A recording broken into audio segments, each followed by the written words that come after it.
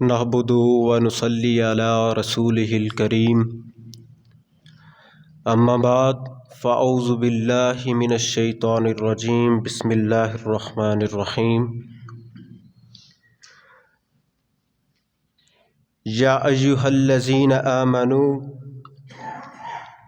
ادخلوا فی السلم کافۃ احل اللہ البیع، اے ایمان والو تم اسلام میں پورے داخل ہو جاؤ اور اللہ تعالیٰ نے تجارت کو حلال کر دیا ہے۔ حضرات جی وقار، ہماری نجی اور انفرادی زندگی، ہماری اجتماعی اور معاشرتی زندگی، ہماری معاشرتی اقتصادی زندگی اور تجارتی زندگی ہمارے دین اسلام کے تابع ہے۔ دین اسلام الف سے شروع ہو کر میم پر ختم نہیں ہو جاتا۔ دین اسلام مسجد کے دروازے سے شروع ہو کر مسجد کے محراب پر ختم نہیں ہو جاتا، بلکہ ہماری زندگی کا ہر پہلو، ہر شعبہ شریعت مصطفیٰ کے مطابق ہے۔ ادخلوا فی السلم کافۃ کا تقاضا یہ ہے کہ ہماری زندگی کا ہر شعبہ اتباع رسول اور شریعت کے ماتحت ہو۔ دین اسلام میں حلال تجارت کو عبادت قرار دیا گیا ہے۔ حلال تجارت، بلکہ تمام عبادات کی قبولیت کا انحصار رزق حلال پر ہے۔ تمام عبادات جو بھی ہم سر انجام دیتے ہیں ان کا انحصار ہی رزق حلال پر ہے۔ دور حاضر میں زندگی کے ہر شعبہ بکھرا اور الجھا ہوا ہے۔ بات تجارت کی جائے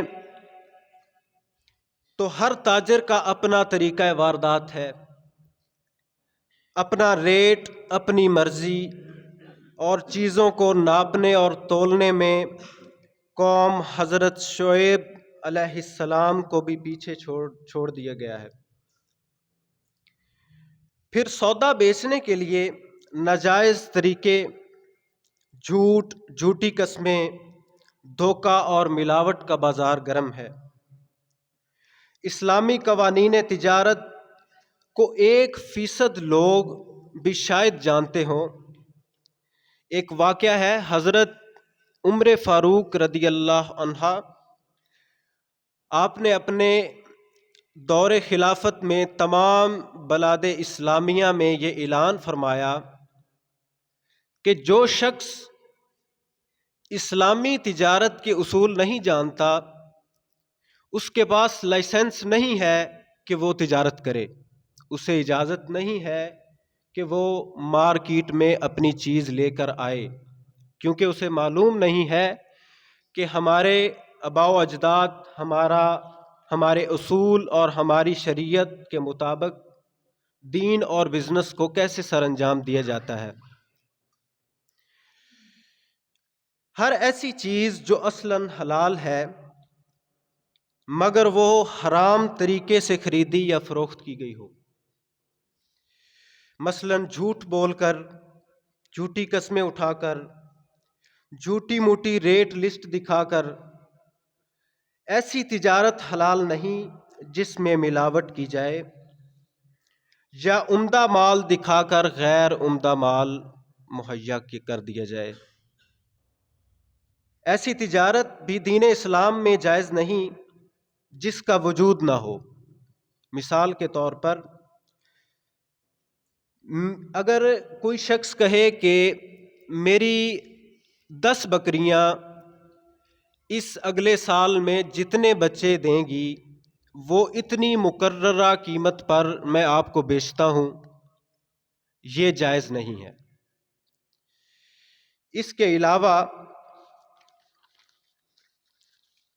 وہ چیزیں جن کا وجود تو ہے، جیسے باغوں کو پھل لگنے سے پہلے ہی ٹھیکا، یہ جائز نہیں ہے، کیونکہ کسی کو یہ نہیں معلوم کہ پھل لگے گا بھی یا نہیں، کسی آندھی طوفان کا سامنا ہوگا اور شکار ہو جائیں گے ہم سیلاب کے، تو یہ جائز نہیں کہ ابھی تک پھل پودے پر نہیں لگا لیکن ہم اس کو ٹریڈ کریں، ہم اس کو بیچیں۔ جو چیز حاضر نہیں اس کو فروخت کرنا جائز نہیں۔ اس کے علاوہ جو چیز غیر مقبوضہ ہے اس کی تجارت بھی جائز نہیں ہے۔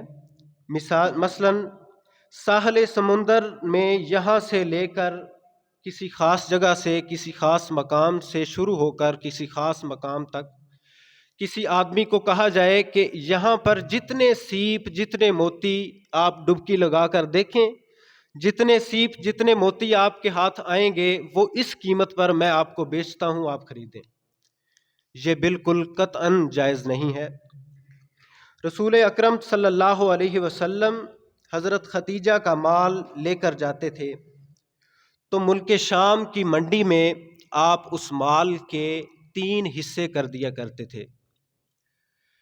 سب سے پہلا حصہ، سب سے اعلیٰ جو چیزیں ہوتی تھیں ان کا ڈھیر لگا دیا جاتا تھا، پھر ان میں متوازن چیزوں کا علیحدہ سے، اور پھر جو آخر پر بچ جاتا تھا اس کا نمبر 3 پہ۔